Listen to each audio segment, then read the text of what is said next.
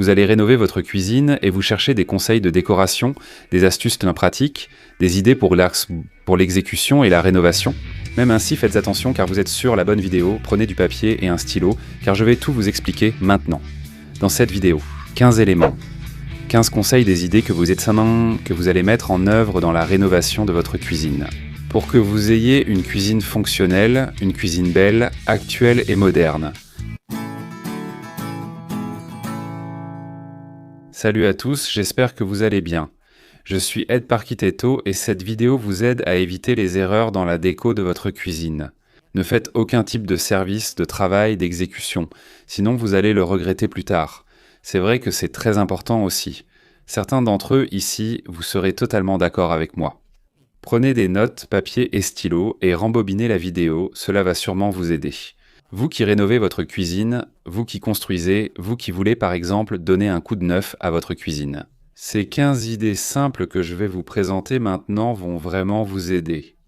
Premier conseil, les gars, avoir une crédence du même matériau que votre plan de travail. Imaginez que vous avez votre plan de travail en granit blanc. Ce blanc étoilé, un blanc quartz et tout ça. Au lieu d'avoir une petite crédence et un revêtement, vous montez la même crédence avec le matériau de votre évier. Regardez comme c'est intéressant ici. Et d'ailleurs, si vous faites le calcul, c'est même abordable, c'est un bon rapport qualité-prix.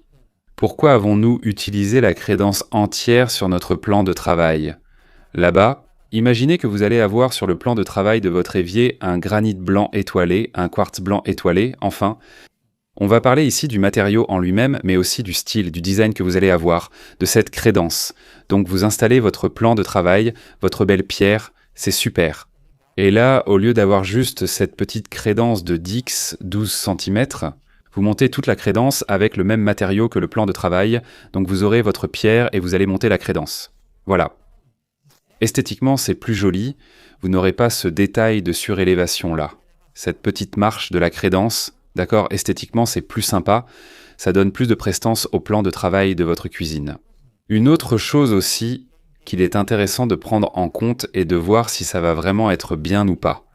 Ça dépend du matériau. Il y a des matériaux dont le mètre carré de ces plans de travail est très cher, et dans ce cas, il vaut mieux faire une crédence.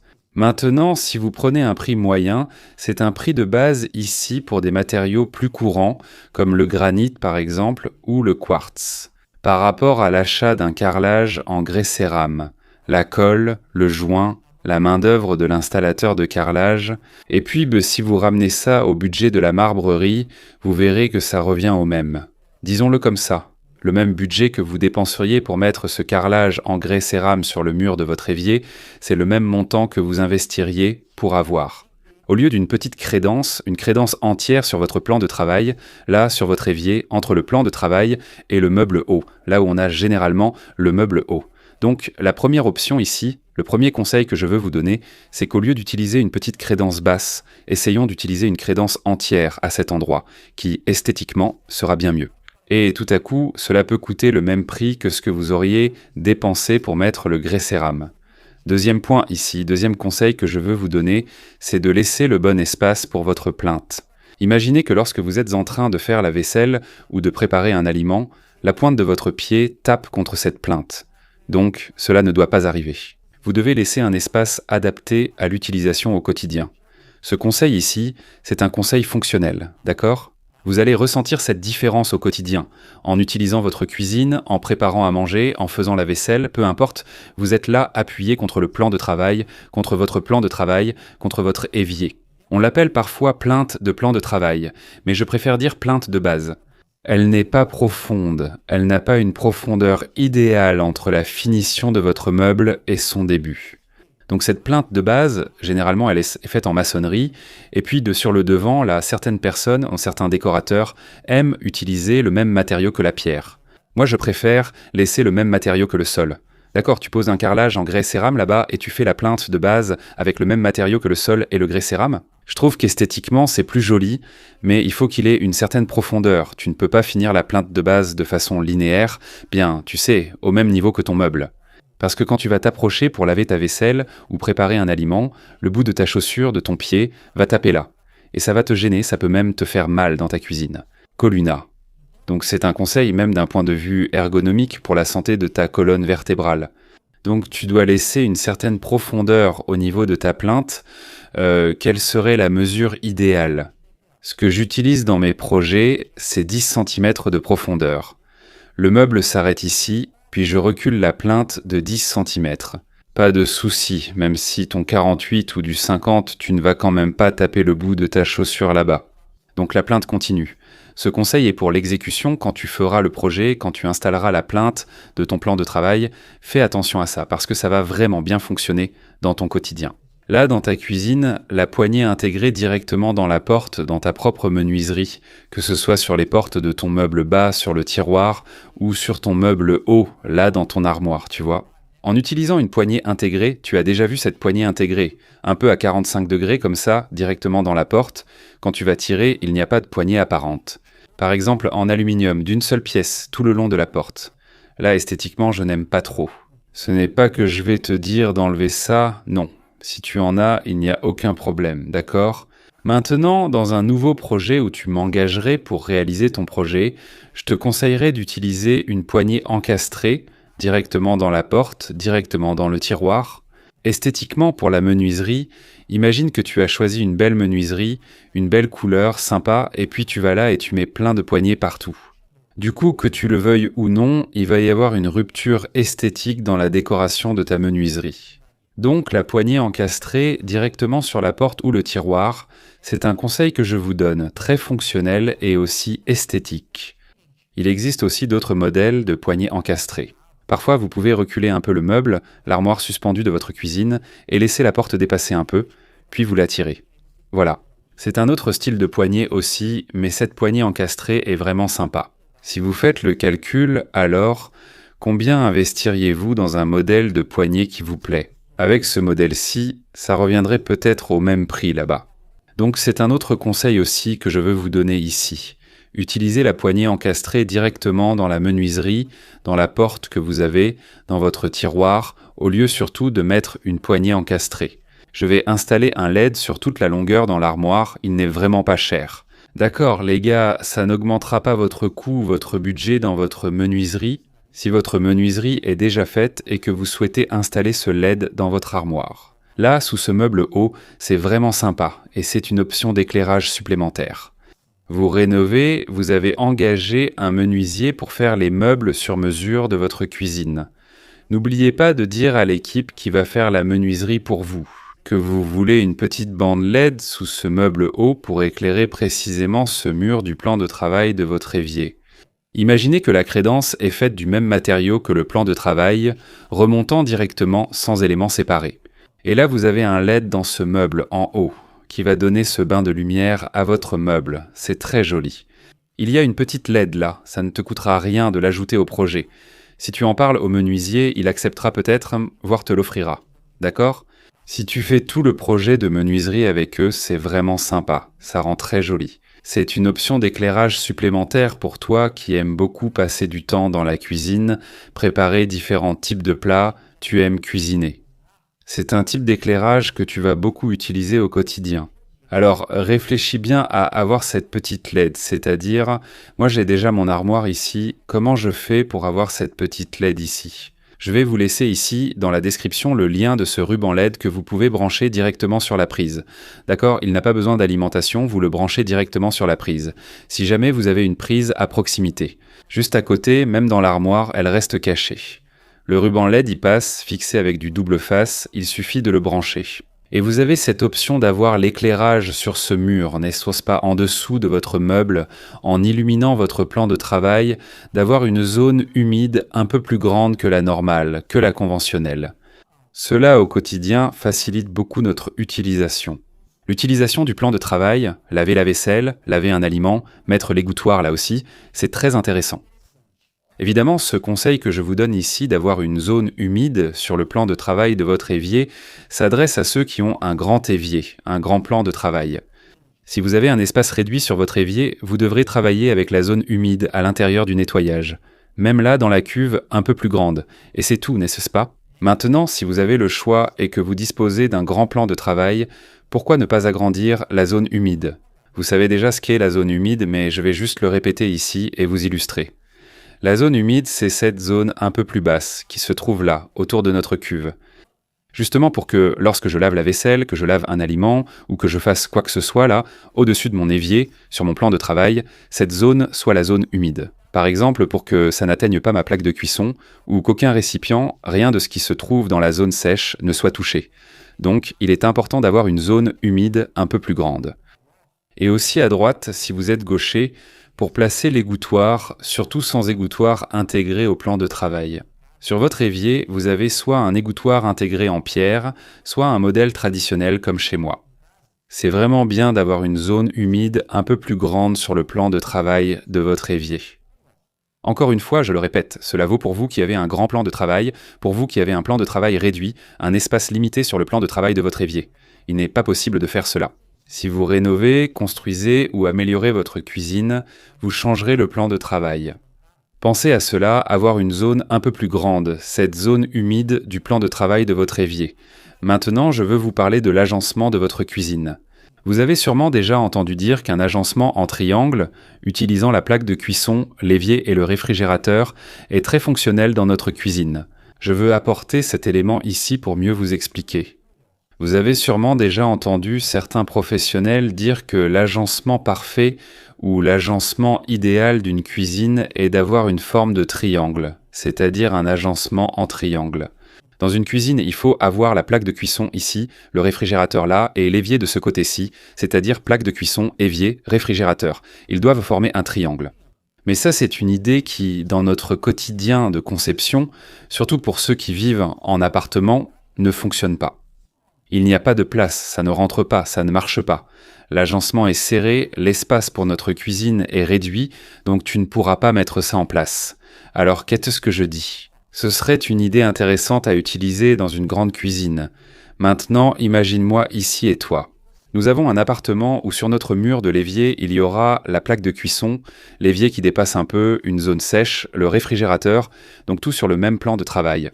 L'idéal serait d'avoir cette disposition en triangle. C'est pour faciliter ton quotidien, l'utilisation de ta cuisine au jour le jour. Mais si ce n'est pas le cas, ne t'inquiète pas à cause de ce que tu entends partout. « Ah, ma cuisine n'est pas bien conçue. »« Ah, ma cuisine n'est pas bien parce qu'elle n'a pas la disposition en triangle, elle n'est pas comme ce que j'ai vu sur Internet, etc. » Ne t'inquiète pas pour ça. Préoccupe-toi plutôt d'utiliser et d'exploiter au maximum l'espace utile que tu as dans ta cuisine. Et mets un peu de côté cette idée de disposition en triangle dans ta cuisine. D'accord, utilise ce que tu as, essaye d'améliorer, de perfectionner ces espaces par ça ce que tu possèdes. Alors, si la plaque de cuisson est ici, tu as ta zone humide juste là, juste après ton évier, ton lavabo, et le réfrigérateur est dans le coin et il te sert. Ça fonctionne bien. Tu arrives à utiliser ta cuisine parfaitement, d'accord, il n'y a aucun problème. Cette idée d'utiliser un triangle dans la disposition, c'est seulement quand on a beaucoup d'espace et quand on propose ce concept au client dans le projet. Et le client doit aussi accepter, parce que s'il n'accepte pas, si tu m'engages et que tu dis « Ah, en fait, je n'ai pas aimé cette idée de triangle », alors pourquoi l'évier doit être ici, la plaque de cuisson de ce côté et le réfrigérateur ici ? Je vais tourner en rond, je vais rester à tourner ici comme un idiot, non, d'accord ? Alors, fais ce qui va marcher pour toi en laissant de côté cette idée ici qui, très souvent, quand on va concevoir une cuisine, ne fonctionne pas. Le revêtement uniquement sur le mur de l'évier, c'est vraiment sympa. Ce que j'utilise beaucoup dans mes projets, c'est le grès cérame, n'est-ce pas ? Uniquement sur le mur où va notre évier ou parfois la plaque de cuisson. Fais attention car c'est aussi une économie pour ta cuisine. D'accord ? Dans mes projets actuels, je tiens beaucoup à donner le conseil, l'idée à mon client. De mettre le revêtement en grès cérame ou une pierre et tout le reste uniquement sur le mur de l'évier, d'accord ?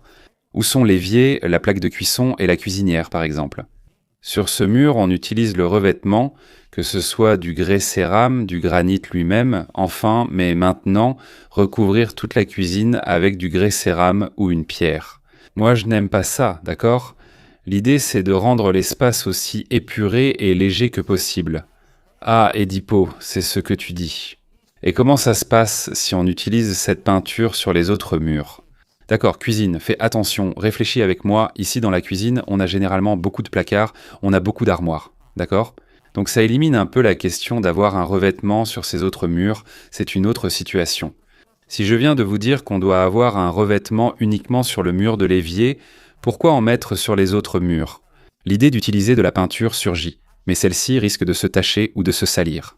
Vous pouvez utiliser une peinture époxy à base d'eau, qui est très bonne, facile à nettoyer et très résistante.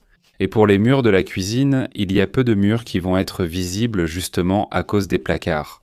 Le petit pot de peinture époxy que vous achetez n'est pas cher, vous n'aurez besoin que d'un petit pot, vous pourrez peindre les autres murs aussi. Donc c'est une idée, d'accord? C'est une suggestion que je veux vous montrer et vous apporter ici. Avoir le revêtement, que ce soit en grès cérame ou en une céramique que vous aimez, uniquement sur le mur de l'évier, en laissant les autres murs libres. Menuiserie sans miroir, sans verre. Vous savez ce meuble suspendu qui se trouve là, au-dessus du plan de travail de notre évier. Imaginez que vous avez un miroir, avec du verre dans cette menuiserie. Je souhaite vous offrir une autre perspective, une vision différente. Maintenant, regardez, j'ai déjà apporté cette astuce, cette idée ici dans des vidéos précédentes, cet objet dont je vous ai parlé. D'accord, les amis? Qu'en pensez-vous? Est-ce que vous utiliseriez le miroir sur cette porte en hauteur, là, dans ce placard, chez vous, dans votre cuisine?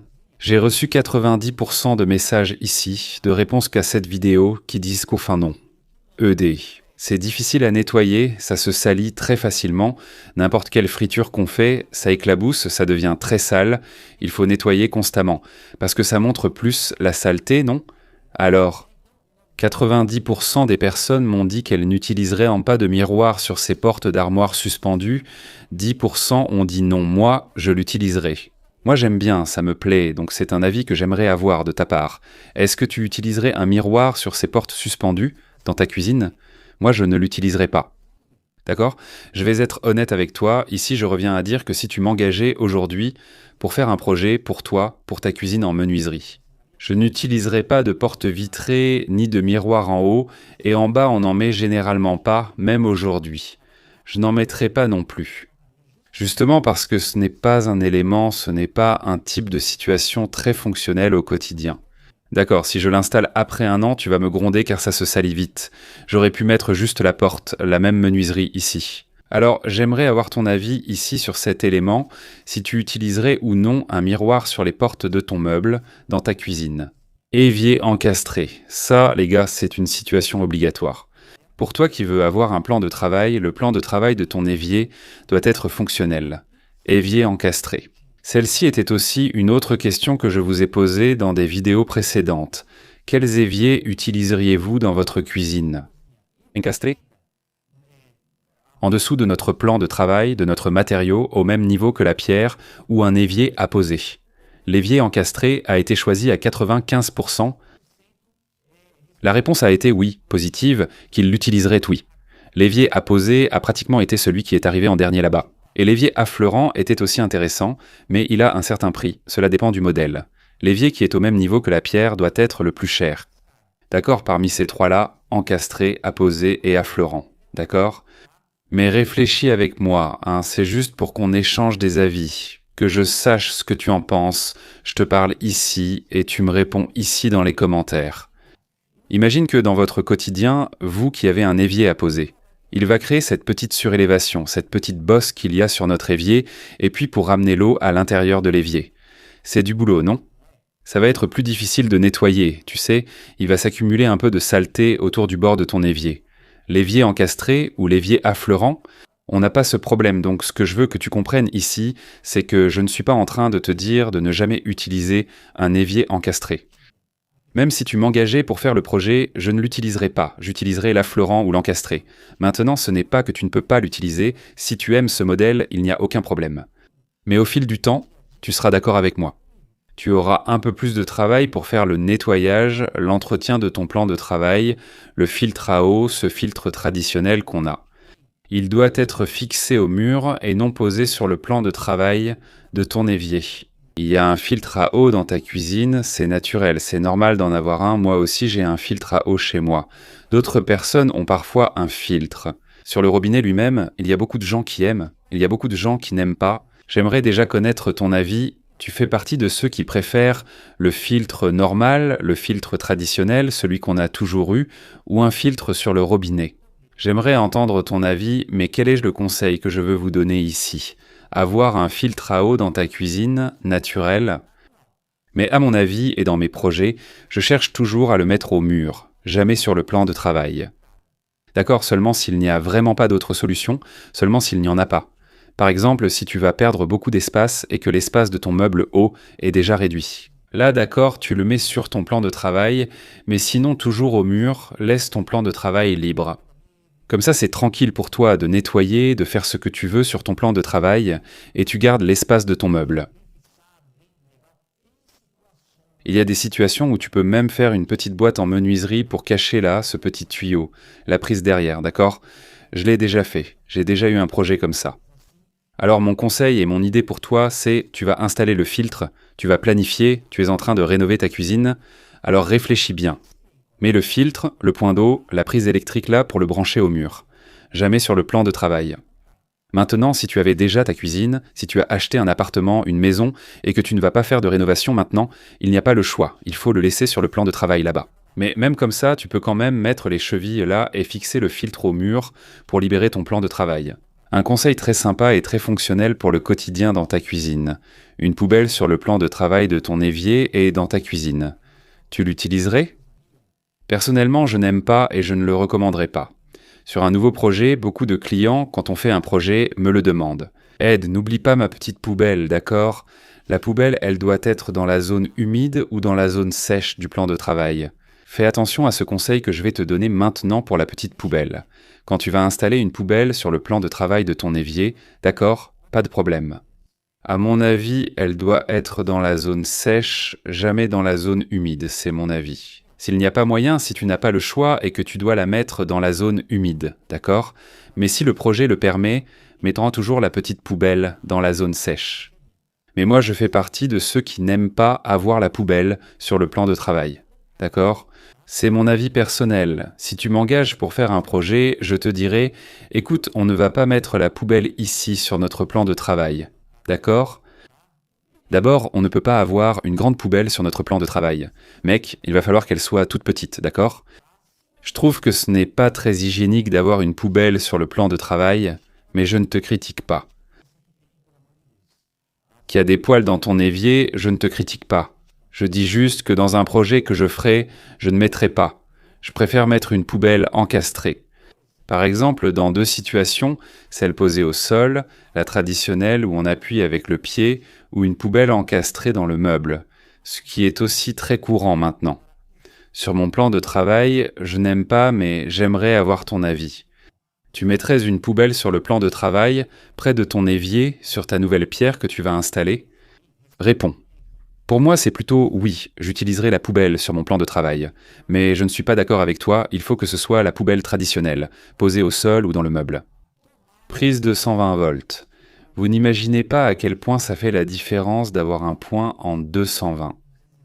Dans votre cuisine. Pour nous, qui habitons ici à São Paulo, cette vidéo, j'habite ici, à São Paulo. Ici, il faut faire attention. 127. Et 220 volts, mais il y a des endroits ici au Brésil où il n'y a que du 220. Et donc tous les équipements sont en 220. Dans ces régions, le nord-est c'est plus courant, le sud aussi. Maintenant, ici dans le sud-est, c'est très courant qu'on utilise. 127 volts pour faire tous les points de prise dans notre maison, quand on va en installer dans la cuisine. Pense à quel point il est important d'avoir au moins un point en 220. Là, sur le plan de travail de votre cuisine, même si vous avez tous les appareils de votre cuisine en 127 volts, mais laissez au moins un petit point, vous savez, ce petit point, même s'il reste là, le réfrigérateur dans le coin, bien caché là-bas et tout. Mais laissez au moins un point en 220 dans votre cuisine, avec une prise d'usage générale là-bas et tout, pour que vous ayez cette option, parce qu'un jour, vous allez devoir utiliser un appareil, un équipement qui n'existe qu'en 220 volts, et tout, un appareil puissant, quelque chose comme ça, vous l'avez déjà, d'accord? Donc parfois, pour faire ça, je n'ai laissé aucun point en 220. Ici, donc, pour faire la modification, le changement va causer un peu de désagrément. Ça peut même casser quelque chose. Donc, si vous êtes déjà en train de rénover votre cuisine, que vous faites déjà la partie électrique, demandez à l'électricien et laisse un point en 220 pour moi, au cas où j'en aurai besoin, non? Donc, c'est un super conseil pour vous aussi. Carrelage en grès cérame satiné au sol, d'accord? Je suis pour l'utilisation de ce matériau, y compris le satiné, pour le sol de notre cuisine. J'ai déjà reçu plusieurs questions de votre part, du genre « Est-ce que tu recommandes d'utiliser du vinyle pour le sol de ma cuisine ?» C'est du genre « Tu recommandes d'utiliser un sol poli, du grès cérame ou un carrelage poli pour le sol de notre cuisine ?» Je ne pense pas, tu vois. Je ne vous conseillerais pas d'utiliser un sol en vinyle dans la cuisine, ni un grès cérame poli dans la cuisine. Je fais partie de ceux qui aiment concevoir et recommander le matériau aux clients. Toujours en grès cérame pour le sol, c'est OK, toujours du grès cérame. Et dans la cuisine et les salles de bain, en profitant de l'occasion ici, ainsi que dans la buanderie. Satiné, pour ceux qui n'arrivent pas à faire la différence entre poli et satiné, c'est simple. Poli, c'est brillant. Satiné, ça ne l'est pas. C'est mat. Qu'est-ce que ça change? Ça fait une différence dans votre quotidien? En termes de sécurité, le satiné offre un peu plus d'adhérence, vous vous sentez plus en sécurité en marchant. Il ne va pas glisser autant. Pour être plus clair, le poli, quand il est mouillé, devient plus glissant, c'est naturel. Le poli, on va le réserver pour les murs, le grès cérame sur les murs, mais pour le sol, le grès cérame, y compris le satiné. Éclairage fonctionnel. En blanc neutre, il faut avoir un éclairage centralisé, avec un luminaire principal utilisant du blanc neutre. Vous voulez utiliser la lumière blanche chaude, l'éclairage blanc chaud, celui qui est plus jaunâtre pour votre cuisine? Il n'y a aucun problème. Vous pouvez l'utiliser si vous aimez et que vous voulez l'utiliser, il n'y a vraiment aucun souci, utilisez-la maintenant. Dans les projets actuels que je réalise, je recommande toujours à mes clients d'utiliser la lumière blanche neutre au plafond de la cuisine. D'accord, pour rendre un espace plus lumineux, plus agréable à utiliser au quotidien, et surtout la cuisine. Les gars, il faut avoir un éclairage principal fonctionnel, que ce soit des luminaires encastrés, des luminaires plus longs, ou un profilé LED. Mais il faut que ça éclaire, il faut que ce soit un éclairage fonctionnel. J'entre dans ma cuisine, j'allume la lumière, et il faut que ce soit bien éclairé. La cuisine est un endroit où il faut être attentif, tu vas tout le temps cuisiner, couper des aliments, faire le ménage. Donc, tu as besoin d'un éclairage fonctionnel et le conseil que je te donne, c'est d'utiliser une lumière blanche neutre, d'accord, et une bonne lampe avec une grande capacité d'éclairage. Que tu l'allumes, c'est celle que tu vas utiliser au quotidien. Tu peux avoir des spots dans ta cuisine, oui, tu peux avoir un profilé, oui, tu peux aussi avoir des suspensions au-dessus du comptoir, oui, il n'y a aucun problème. Tu peux avoir plusieurs types d'éclairage, mais l'éclairage principal, ce grand luminaire qui va tout illuminer, celui-là, il ne doit pas manquer. Et enfin, les gars, le robinet, je veux vous parler maintenant de 2 modèles. D'accord? Je préfère le robinet plus épuré, mais il y a beaucoup de gens qui aiment le robinet gourmet. Avant qu'on parle de ce dernier élément ici, du robinet spécifiquement, certains des éléments qu'on a vus dans cette vidéo, je veux vous dire qu'il y a le lien d'achat pour eux ici en bas, dans la description. Si par exemple vous êtes intéressé par l'évier encastré, je vais laisser le lien dans la description. Le ruban LED, ce ruban LED que vous pouvez mettre sous l'armoire, je vais aussi laisser par exemple la petite poubelle encastrée ou la petite poubelle au sol, je vais aussi vous laisser dans les liens. Et maintenant, le robinet, je veux en parler avec vous. Le robinet, je suis un défenseur, et vous qui me suivez ici le savez, d'utiliser un robinet plus propre, plus épuré et en plus avec un filtre intégré. C'est un produit à valeur ajoutée, donc plus cher. D'autres personnes m'ont déjà répondu ici en disant qu'elles aiment le robinet gourmet, n'est-ce pas? Il n'y a aucun problème avec ça. Dans mon projet actuel, je vous conseillerais d'utiliser un robinet plus lisse, plus épuré, plus propre. D'ailleurs, je vais laisser ici en bas, dans la description, le lien de quelques modèles pour vous, d'accord? Ici dans la description de la vidéo. Maintenant, il n'y a aucun mal à utiliser un robinet gourmet. Si vous aimez, si vous trouvez ça sympa, fonctionnel, il n'y a aucun problème. Mais je suis plutôt pour l'utilisation d'un robinet plus épuré pour une seule raison. Il y en a plusieurs. D'accord, il y a certains avantages et inconvénients, les inconvénients du robinet gourmet. D'accord, parmi eux, l'avantage que je trouve au robinet gourmet. Elle a une bonne portée, une petite douchette, ça fonctionne bien, mais elle est très grande. Un robinet gourmet est souvent imposant et attire trop l'attention. Là-bas, votre décoration a des matériaux. Si vous n'achetez pas un bon matériau, il va rouiller facilement, n'est-ce pas? Elle, comme c'est un grand robinet, si vous fixez le robinet directement sur l'évier, il nécessitera une maintenance plus rapide, parce qu'il bouge beaucoup à cause de sa taille. D'accord? Donc un robinet plus épuré, plus léger, plus propre, plus doux, je pense que ça ira beaucoup mieux par rapport à un autre robinet. Gumia, si vous en avez un ou souhaitez en installer, aucun problème. D'accord, les gars, donc ici il y a, regardez, 15 astuces, en fait ce n'est même pas 10, c'est 15 en réalité. Que vous pouvez avoir dans votre cuisine, des astuces fonctionnelles qui vont faire en sorte que votre cuisine fonctionne bien au quotidien pour votre utilisation dans votre cuisine. Quelques articles pas chers que vous pouvez économiser en achetant, et certains d'entre eux ici pour que vous puissiez déjà les utiliser lors de la phase d'exécution de votre cuisine. D'accord ? J'espère que vous avez apprécié cette journée. Si c'est le cas et que vous n'êtes pas encore abonné, abonnez-vous à notre chaîne. Lien de certains produits mentionnés ici se trouve dans notre prochaine vidéo. Un abrazo.